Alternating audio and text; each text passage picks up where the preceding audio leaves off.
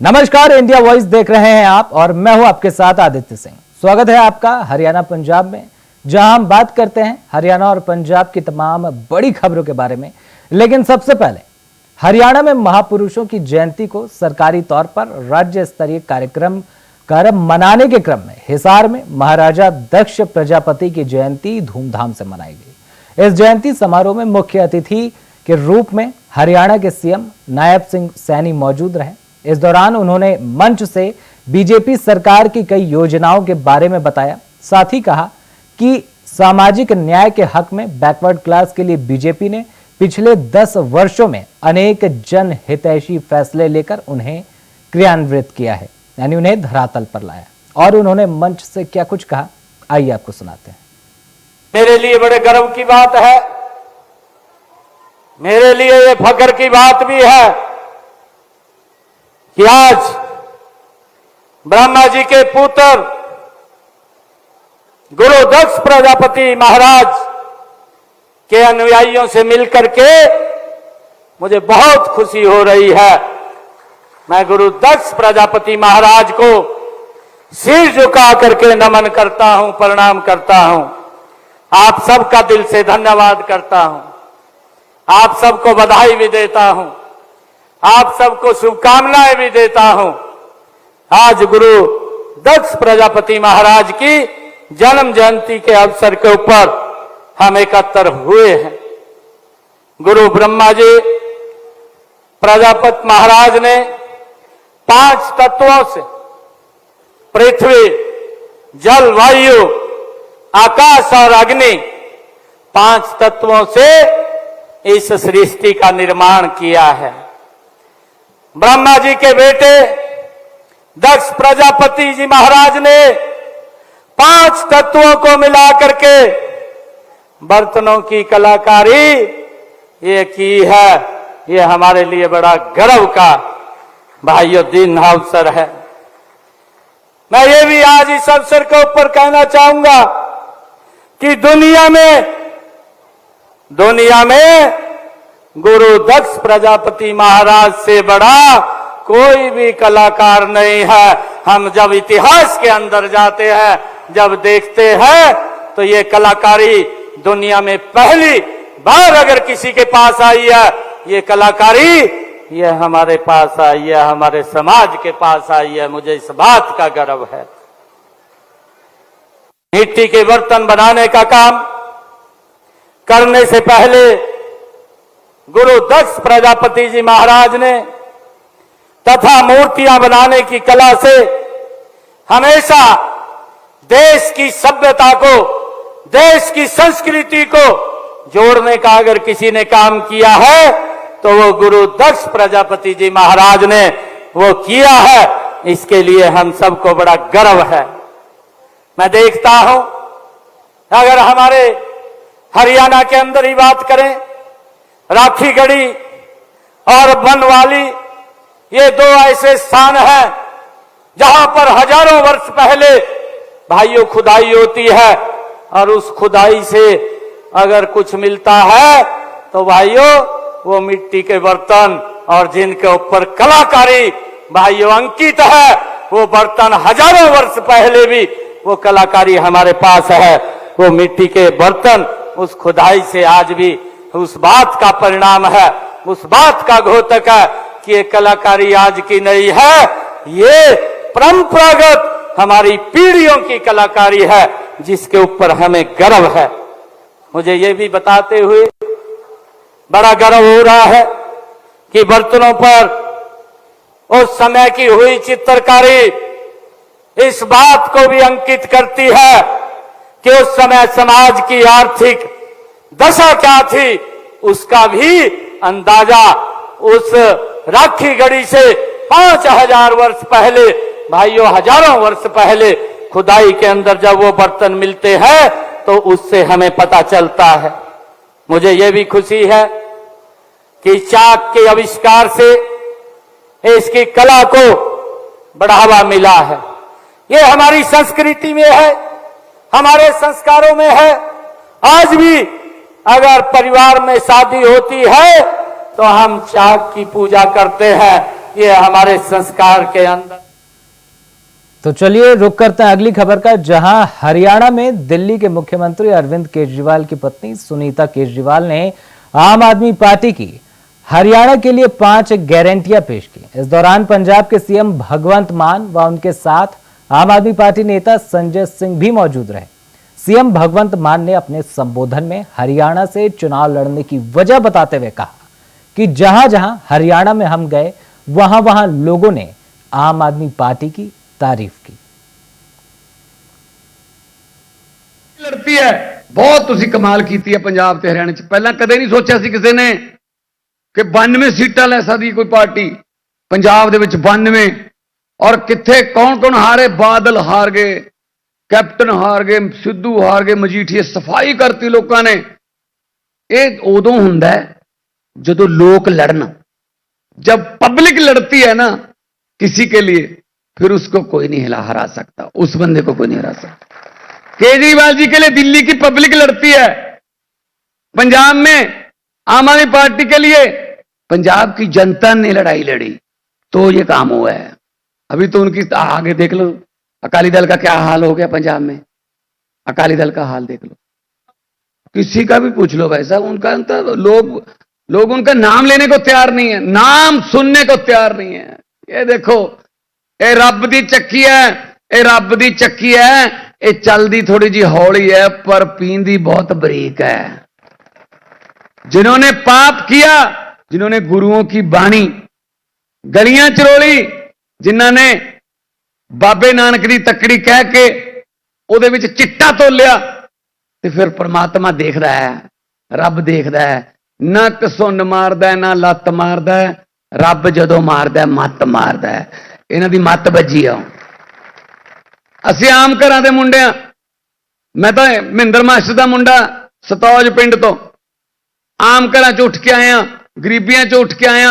मैनू पत्रकार कहंदे आपको डर नहीं लगता? मैंने कहा किस बात का? आप इतनी ऊंचाई पर चले गए हैं। मैंने कहा किस बात का डर नहीं लगता कहीं नीचे आ गए तो? मैं कहा जी 40-40 फुट डूंगे बोर दे टोया चो निकल के आया, इदू थले हुण किथे जाइए? हुण इहदे थले तो जी मैं क्या फिर हुण पानी है अगे। तो फिर ना सानू ऊंचाइयों से डर लगता है, ना हमें गहराइयों से डर लगता है। डर लगता है तो उस भगवान से डर लगता है, उस नीली छतरी वाले से डर लगता है। वो समत बख्शे, वो बल बख्शे, हमसे कोई ऐसा फैसला ना करवाए जिससे किसी के घर का चिराग बुझ जाए। हमसे ऐसे फैसले करवाएं जिससे हर घर में तरक्कियों के, खुशियों के दिए जलें। हरियाणा पंजाब में खबरों का सिलसिला यूं ही जारी रहेगा, लेकिन फिलहाल वक्त हो चला एक छोटे से ब्रेक का। जल्द लौटते हैं। तो ब्रेक के बाद एक बार फिर से स्वागत है सभी का। आगे बढ़ते हैं और बात अंबाला की करेंगे, जहां कैंट परिसर में एसडीएम कार्यालय में आज जिला प्रशासन द्वारा जिला रेड क्रॉस सोसाइटी के माध्यम से दिव्यांगजनों को एडिप योजना के तहत मोटरा टाइप 3 पहिया साइकिल, बैसाखियां, कान की machine, wheel chair, blind smartphone व सामान्य तिपहिया साइकिलें वितरित की गई, जिससे लाभार्थियों ने सरकार की काफी सराहना की एवं सभी के बीच काफी खुशी भी देखने को मिली।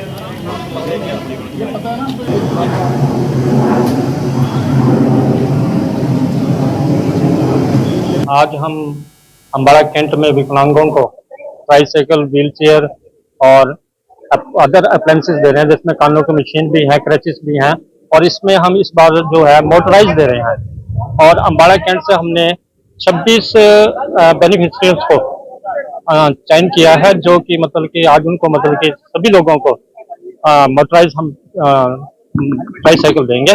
इसके साथ हम सिंपल एक 3 ट्राईसाइकिल दे रहे हैं और 12 मतलब व्हील चेयर दे रहे हैं। कानों की मशीनें हैं इसके अंदर, और लगभग ये मतलब कि 9,78,000 रुपए का सामान दिया जा रहा है। और ये सारी ही जो फंडिंग है वो भारतीय सरकार द्वारा की जाती है। और ये जो जितना भी कार्य हो रहा है, जो भी ये कार्य है, ये उपायुक्त महोदय के नीति निर्देशों के अनुसार और सचिव जिला रेड क्रॉस विजय लक्ष्मी के सहयोग से, उनके प्रयास से किया जा रहा है। आज जिला प्रशासन अंबाला के द्वारा अंबाला छावनी एसडीएम ऑफिस में दिव्यांग जनों को जो रजिस्ट्रेशन अभी कुछ महीने पहले हुआ था, आज सभी को हम जो रजिस्टर्ड लोग थे उनको लोकोमोटर, ट्राइसिकल, व्हीलचेयर, तिपहिया साइकिलें, कान की मशीन, वॉकर, ब्लाइंड स्टिक इत्यादि का वितरण कर रहे हैं। और जो लोग रजिस्ट्रेशन से रह गए हैं उनसे हमारा निवेदन है कि हमारे समय समय पर ये कैंप लगते रहते हैं, और जो लोग अब रजिस्टर्ड हो गए उनको हम 3 साल बाद और कुछ चीजें 5 साल बाद मिलती हैं, उन्हें अगले कैंप में आने की जरूरत नहीं है। जो रह गए हैं वो लोग अपना रजिस्ट्रेशन नेक्स्ट कैंप में करवा सकते हैं, ताकि प्रशासन द्वारा किए गए प्रयासों को हम 100% दे सके।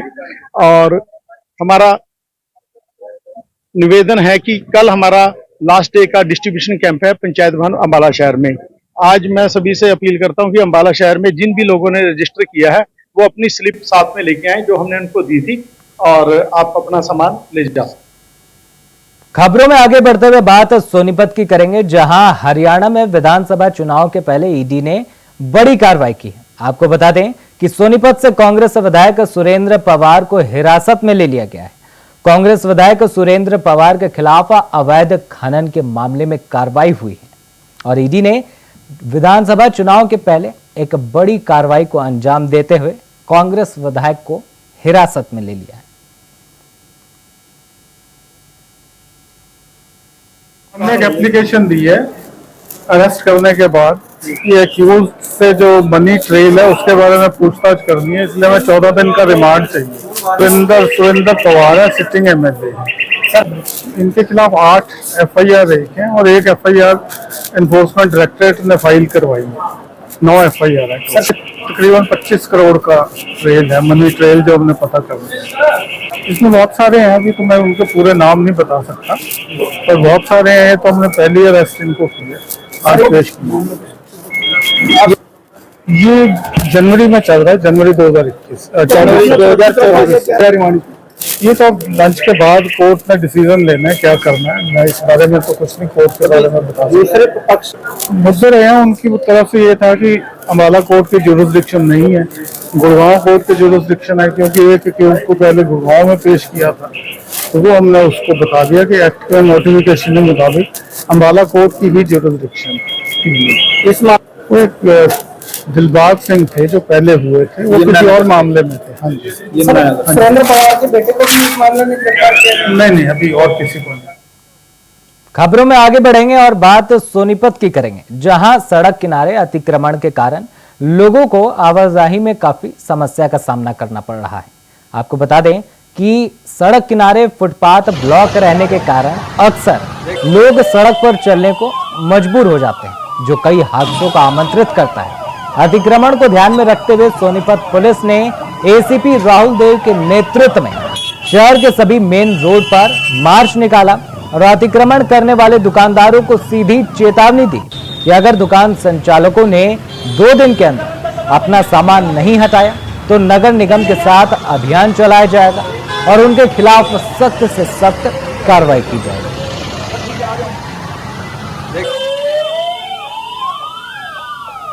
ये हमने अब अपना टारगेट फिक्स करा है कि शहर का ट्रैफिक फ्री एंड फ्लो करें, चलें, और जो लोगों ने एंक्रोचमेंट कर रखी है, दुकानदारों ने एंक्रोचमेंट कर रखी है, उनको हम हटवाएंगे। पहले 2 दिन हमने समझाने के रखे हैं, अगर नहीं जो समझेगा सोमवार से हमने चालान की भी प्रक्रिया शुरू कर दी है। सर, नगर निगम का भी साथ दिया जाएगा? बिल्कुल, नगर निगम का भी साथ दिया जाएगा। हमारी उनकी मीटिंग हो चुकी है, सोमवार से उनके साथ मिलकर भी। चलिए रुक करते हैं अगली खबर का। तो खबर संगरूर से है, जहां संगरूर के भवानीगढ़ के नाभा रोड के पास धर्म कांटे पर युवक पर एक साथ कई लोगों ने अटैक कर दिया। बता दें कि स्थानीय लोगों ने हालत गंभीर होने पर उसे पटियाला के राजेंद्रा अस्पताल में भर्ती कराया। इस मौके पर जानकारी देते हुए धर्म कांटा के मालिक ने कहा कि मेरा बेटा धर्म कांटे पर रहता है, वो शाम को घर लौटने की तैयारी कर रहा था कि तभी कुछ अज्ञात लोगों ने आकर उस पर अटैक कर दिया और कैश काउंटर में रखे सारे पैसे भी छीन ले गए। जिसके बाद उन्होंने पुलिस प्रशासन को मामले की जानकारी दी और पूरे मामले का सीसीटीवी फुटेज भी पुलिस के सामने पेश किया। बता दें कि मामले पर जानकारी देते हुए एसएचओ भवानीगढ़ ने बताया कि मामले की जांच कर उचित कार्रवाई की जाएगी। ਤੇ ਮੇਰਾ ਬੇਟਾ ਇਸ ਟਾਈਮ ਬਹੁਤ ਹਾਲਾਤ ਗੰਭੀਰ ਹੈ, ਜਿਹਨਾਂ ਰਜਿੰਦਰਾ ਚ ਟ੍ਰਾਂਸਫਰ ਕੀਤਾ ਗਿਆ। ਇੱਕ ਉਹਨਾਂ ਦੇ ਸੱਟ ਹੈ ਸਿਰ 'ਚ, ਇੱਕ ਬਾਂਹ ਤੇ ਹੈ ਜੀ। ਜਾਂਦੇ ਹੋਏ ਮਤਲਬ ਆ ਹਥਿਆਰ ਆ ਜਿਹੜੇ ਕਿ ਆ ਮੇਰੇ ਲਵੇ ਇਹ ਟੁਕੜਾ ਟੋਟਾ ਇਹਦੇ ਪਿੱਟਾਂ ਨਾਲ ਮੇਰੇ ਬੱਚੇ ਨੂੰ ਕੁੱਟਦੇ ਰਹੇ ਨੇ। ਮੇਰੀ ਸਰਦਾਰ ਭਗਵੰਤ ਸਿੰਘ ਮਾਨ ਵੱਲੋਂ ਮੁੱਖ ਮੰਤਰੀ ਨੂੰ ਬੇਨਤੀ ਹੈ ਕਿ ਇਹੋ ਜਿਹੇ ਗਲਤ ਅਨਸਰਾਂ ਨੂੰ ਰੱਸ ਪਾਈ ਜਾਵੇ ਤਾਂ ਕਿ ਅੱਗੇ ਤੋਂ ਇਹੋ ਜਿਹੀ ਕੋਈ ਅਣਹੋਣੀ ਨਾ ਹੋ ਜਾਵੇ। ਇਹ ਡੰਡਾ ਮੇਰਾ ਇਹ ਜਿਹੜਾ ਉਹਨਾਂ ਨੇ ਮੇਰੇ ਬੇਟੇ ਨੂੰ ਕੁੱਟਦੇ ਰਹੇ ਨੇ ਉਹਦੇ ਵਿੱਚੋਂ ਇਹ ਟੁੱਟਿਆ ਹੋਇਆ ਹੈ। ਠੀਕ ਹੈ ਜੀ।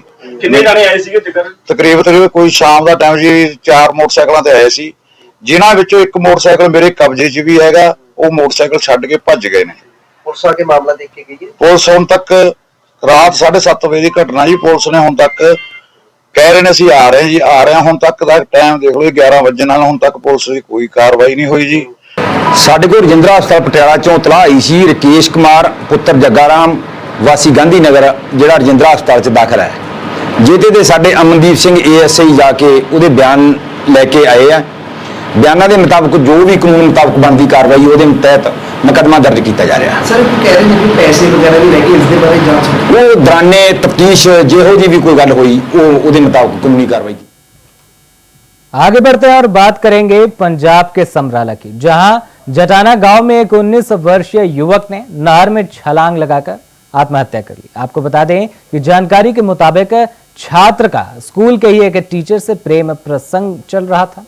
छात्र के परिजनों ने आरोप लगाया कि शिक्षिका और उसका पति उनके बेटे को धमकी दे रहे थे, जिससे डरकर उनके बेटे कर्णप्रीत सिंह ने नदी में छलांग लगा दी। युवक के पिता रणधीर सिंह ने बताया कि उनका बेटा कर्णप्रीत गांव के ही सरकारी स्कूल में पढ़ता था और हाल ही में 12वीं पास की थी। इस घटना के बाद उन्हें पता चला कि उनके बेटे का स्कूल के टीचर के साथ अफेयर चल रहा था। साथ ही जानकारी दी कि कर्णप्रीत अपने रिश्तेदार के साथ मोटरसाइकिल से अपने गांव आ रहा था और कटानी नहर पुल के पास मोटरसाइकिल से कूदकर नहर में छलांग लगा दी। फिलहाल छात्र के परिजनों ने इस संबंध में कटानी थाने में छात्र के कॉल रिकॉर्डिंग के साथ शिकायत दर्ज करा दी है और दोहरा नदी में कर्णप्रीत की शव की लगातार तलाश जारी है।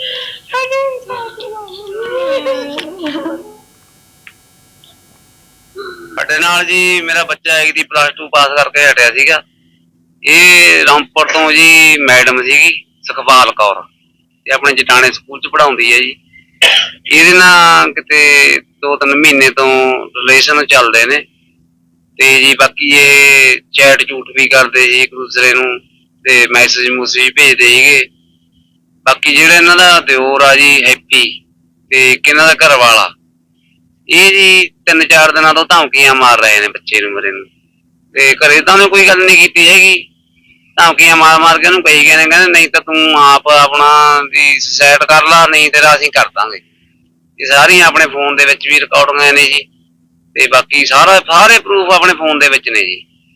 ਆਪਾਂ ਨੂੰ ਜੀ ਪੁਲਿਸ ਪ੍ਰਸ਼ਾਸਨ ਕੋਲੋਂ ਕਟਾਣੀ ਆਪਣੀ ਰਿਪੋਰਟ ਕਰਾਈ ਆ, ਆਪਣਾ ਪੂਰਾ ਇਨਸਾਫ ਹੋਣਾ ਚਾਹੀਦਾ ਜੀ। ਇਹ ਨਹੀਂ ਤਾਂ ਜੀ ਕੱਲ ਨੂੰ ਕਿਸੇ ਹੋਰ ਬੱਚੇ ਨਾਲ ਵੀ ਇਹੋ ਜਿਹੀ ਗੱਲਬਾਤ ਹੋ ਸਕਦੀ ਆ। ਮੇਰੇ ਤਾਂ ਜੀ ਹੁਣ ਦੁਨੀਆ ਹੀ ਉਜਾੜਤੀ ਇਹਨਾਂ ਨੇ।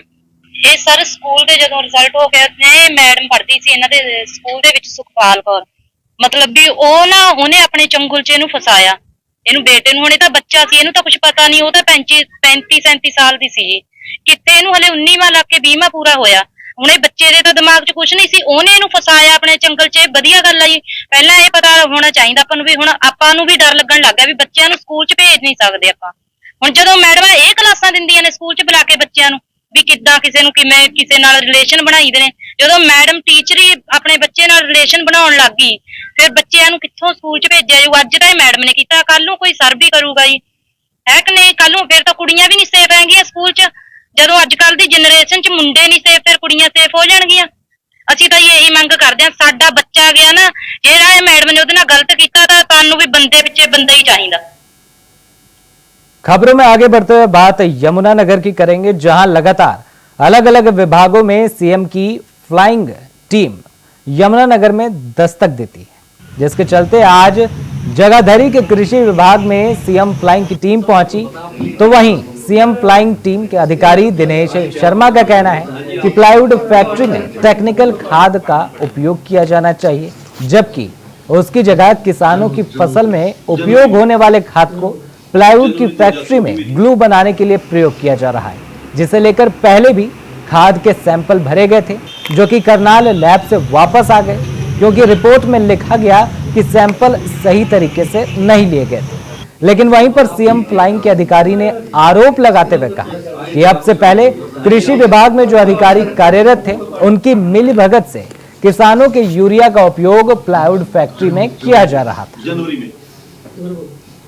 2024 में थी। दिनांक 19/7/24 को अफसराना बाला के आदेशानुसार कृषि विभाग जगाधरी का औपचारिक निरीक्षण किया गया। निरीक्षण के दौरान अब तक की जांच में सभी कर्मचारी मुलाजम 4th क्लास काम करते हुए पाए गए। जो अब तक की जो जांच है उसमें पाया गया कि डीडीए द्वारा सैंपल लिए गए थे ग्रेवाल नाम के टेक्निकल खाद के, और वो किसी अन्य लैब में भेज दिए, जो वहां से तराज लग के वापस आ गए, जिसको फिर संबंधित जिसको भेजने चाहिए थे करनाल लैब में भेज दिया गया। और करनाल लैब से वो इसलिए वापस आ गए कि इसको सैंपल ठीक प्रकार से नहीं लिए गए। जो ये काम मिलीभगत से हुआ है। और ये चलिए रुक करते हैं अगली खबर का, जहां अमृतसर से चलकर गोरखपुर जाने वाली शहीद एक्सप्रेस में 2 युवकों को चाकू मारकर घायल कर दिया गया।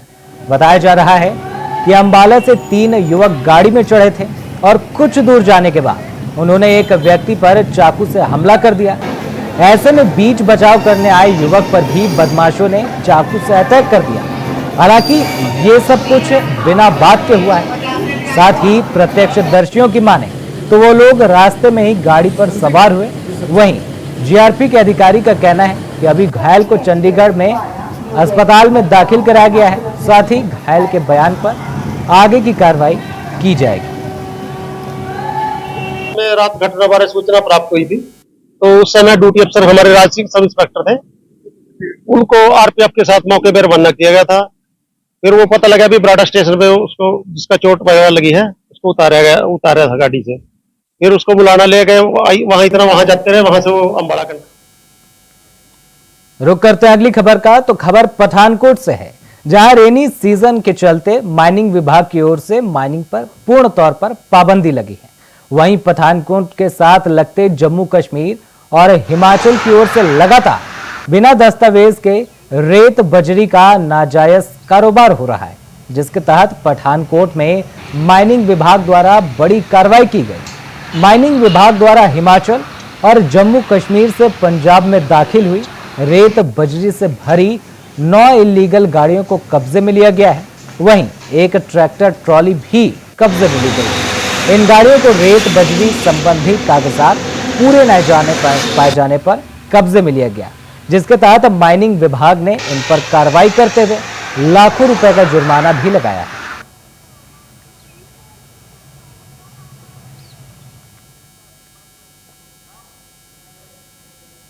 रुक करते हैं अगली खबर का, तो खबर यमुनानगर से है, जहां कांवड़ यात्रा शुरू हो चुकी है और श्रद्धालु जम्मू कश्मीर, पंजाब, हरियाणा, हिमाचल से नीलकंठ एवं हरिद्वार के लिए जाने लगे हैं।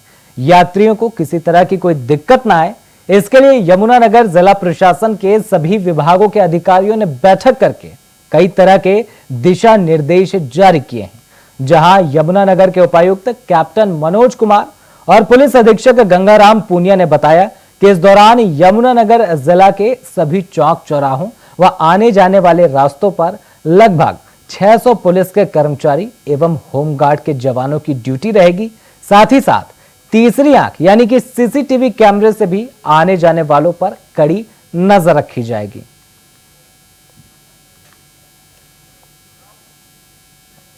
तो फिलहाल हरियाणा पंजाब में इतना ही। देश और दुनिया की तमाम बड़ी खबरों के लिए देखते रहें इंडिया वॉइस। धन्यवाद।